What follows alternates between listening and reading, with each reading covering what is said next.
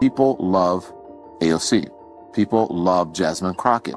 People love Eric Swalwell and the like. And I think that the Democratic Party should put the people out there who the people want. They should put the politicians out there who the people want, who they're asking for, who are meeting the moment with the same energy that they're not asking for AOC. Yes, they are. The people you party with No. The people I party with don't like AOC. Oh, please. No, they don't at all. Well, most people don't. But she's AOC, very far left. Let me tell you why I'm saying that. The meltdown has begun, and AOC is in full retreat after Bill Maher unleashed a ruthless takedown on live television. It was savage, unfiltered, and hit her where it hurt most. Her message: the fallout, immediate and explosive. The Congresswoman is now drowning in outrage, and honestly, she lit this fuse herself. Her endless woke campaign and divisive talking points have finally backfired in the most public way possible. I've got every jaw-dropping moment coming up, so hit that subscribe button now, because this is the kind of fire you won't believe.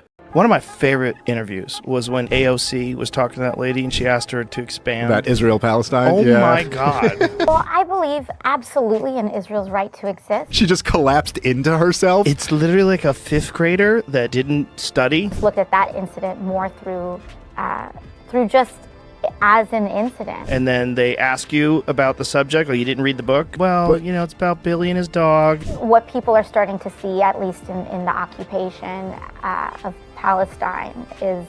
But the crazy thing about that interview is that so her first comment comes off with like total authority. I am a proponent of a two-state solution. One little follow-up question. The question's like, well, what do you mean by that? And then you just see her get weaker and weaker. You use the term the occupation of Palestine. What did you mean by that?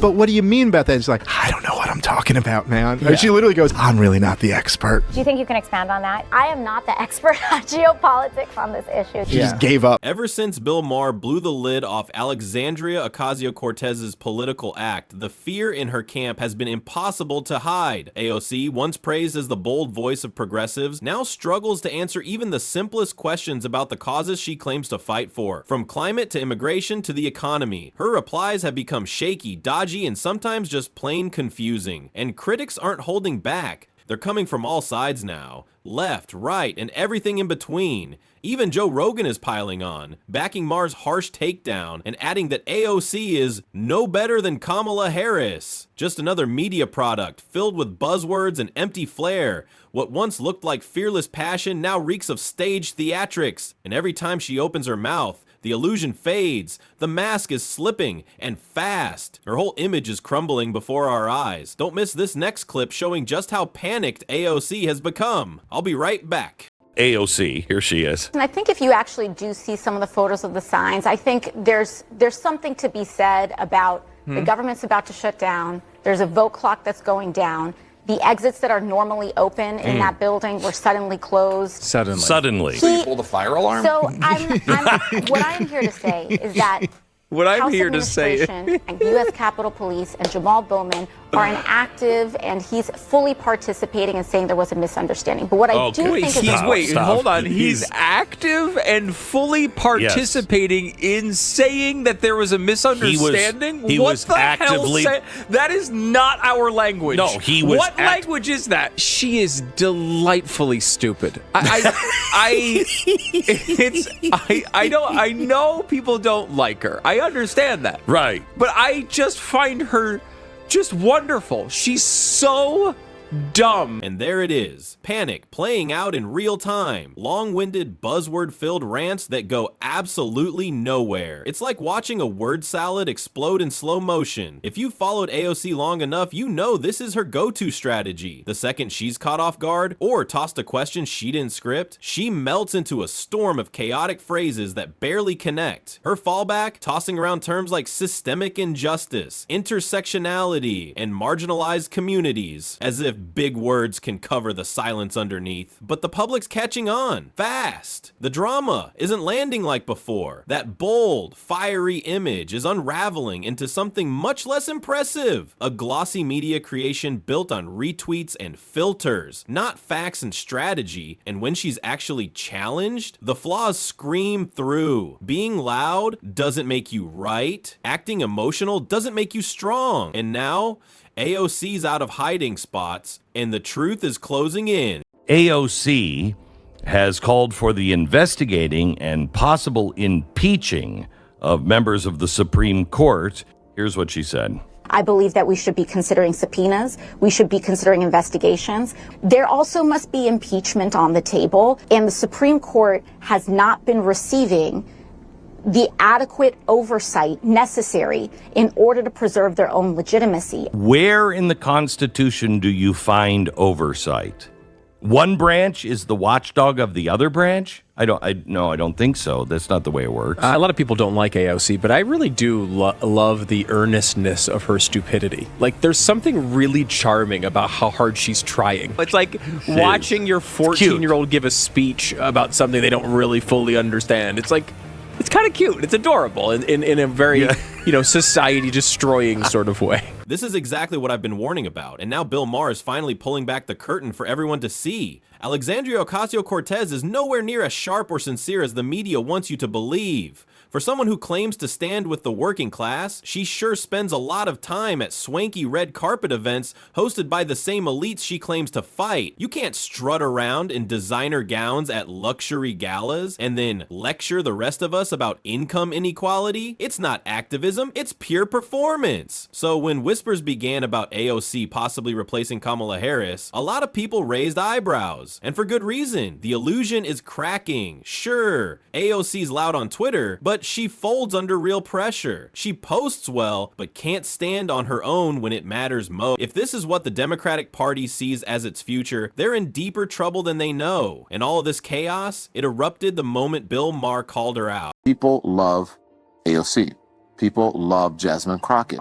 People love Eric Swalwell and the like. And I think that the Democratic Party should put the people out there who the people want. They should put the politicians out there who the people want, who they're asking for, who are meeting the moment with the same energy that they're not asking for AOC. Yes, they are. The people you party with No. The people I party with don't like AOC. Oh, please. No, they don't at all. Well, most people don't. But she's AOC, very far left. Let me tell you why I'm saying that. Hold on, because even AOC's own fans are starting to panic and flip the script faster than lightning. 1 second, Don Lemon is boldly claiming that the people want AOC to lead, but the moment Bill Maher calmly fires back that nobody outside of Don's inner circle actually likes her, Lemon does a complete 180, suddenly insisting that even my friends don't like her. If that's not sheer panic and confusion, what is? It's like watching someone desperately scoop water out of a sinking ship using a spoon. Pointless and chaotic, and honestly, it's not shocking at all. Trying to sell the idea of AOC as a serious presidential contender is like trying to sell sand in the middle of a desert. No one's buying it.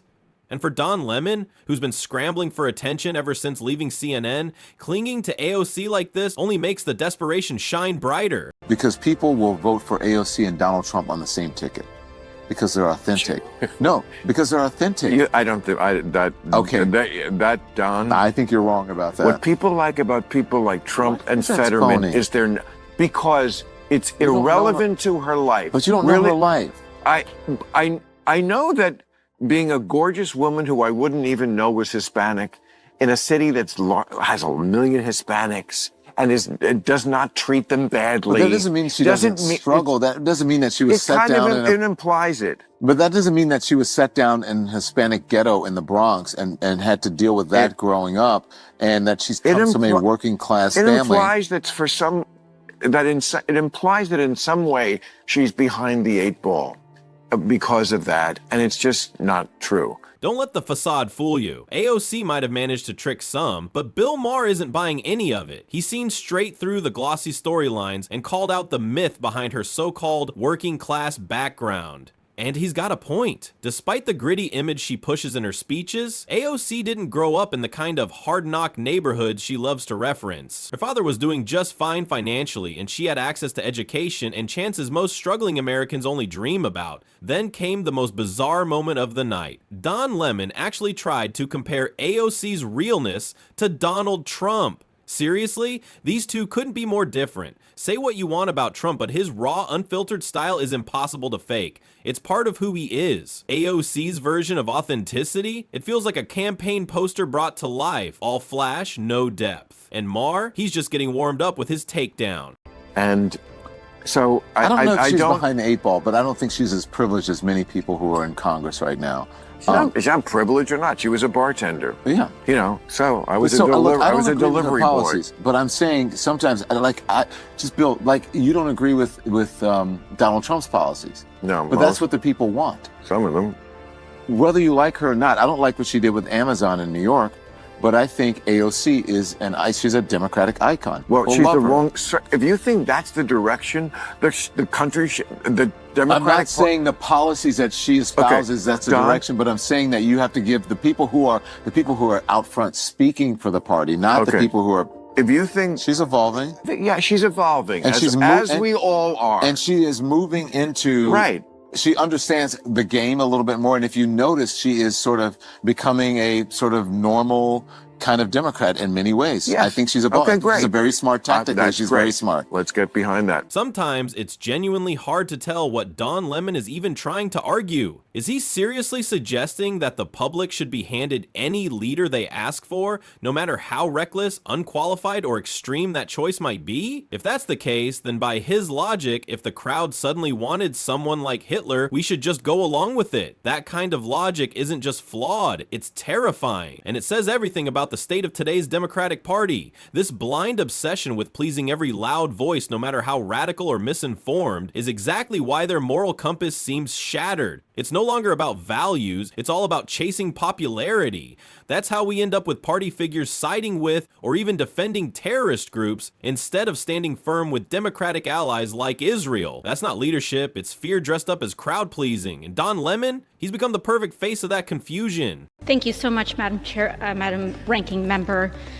Here we are today, Republicans who have voted consistently against the Violence Against Women Act, who have taken away the right of all women to choose and have control over their own body, who, as women are bleeding out in parking lots across the country, standing there, allowing us to die, now want to pretend today that they care about women. And why? To open up gender and, yes, genital examinations into little girls in this country in the so-called name of attacking trans girls.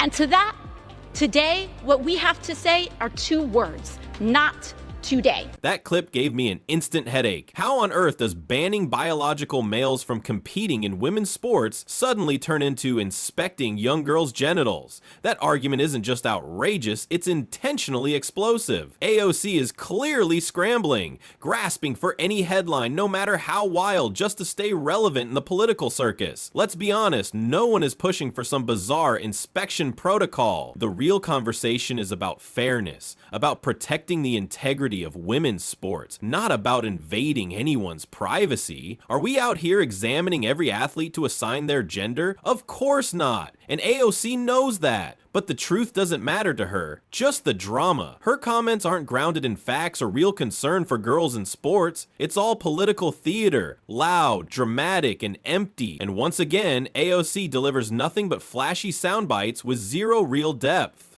I know who loves this bill. Yes, bigoted folks love this bill. Assaulters love this bill. But also, CEOs love this bill. Because Los Angeles is on fire right now. And this is the #1 priority this majority has. Thank you, and I yield back. AOC doesn't call her critics bigoted because they are. She does it because she's made a habit of tearing down traditional American values. That's the truth. She's not standing up for fairness, she's attacking it. In her world, defending women's sports is somehow hateful, while letting biological males dominate female athletes is called inclusion. And if you watched her with the sound off, you might think she was delivering some powerful, thoughtful message. Her eyebrows tense, her hands wave dramatically. She looks like she's making a case. But the second you hear the words coming out of her mouth, it's impossible not to cringe. It's like watching someone argue with total passion about a subject they barely understand. And worse, won't admit it. AOC survives on emotional outbursts, not thoughtful ideas. And every time she opens her mouth, that truth becomes harder to ignore. Her image is falling apart apart, her arguments are paper thin, and her performance is getting harder to sell. Even her defenders, like Don Lemon, are scrambling to keep the illusion from collapsing. Whether it's twisting debates into outrageous insults or rewriting her own story, AOC's political rise has been built on performance, not principle. Bill Maher didn't create the collapse, he just exposed it. And now, the panic is on full display. The more she talks, the more it's clear OAC isn't the future, she's just the distraction from it.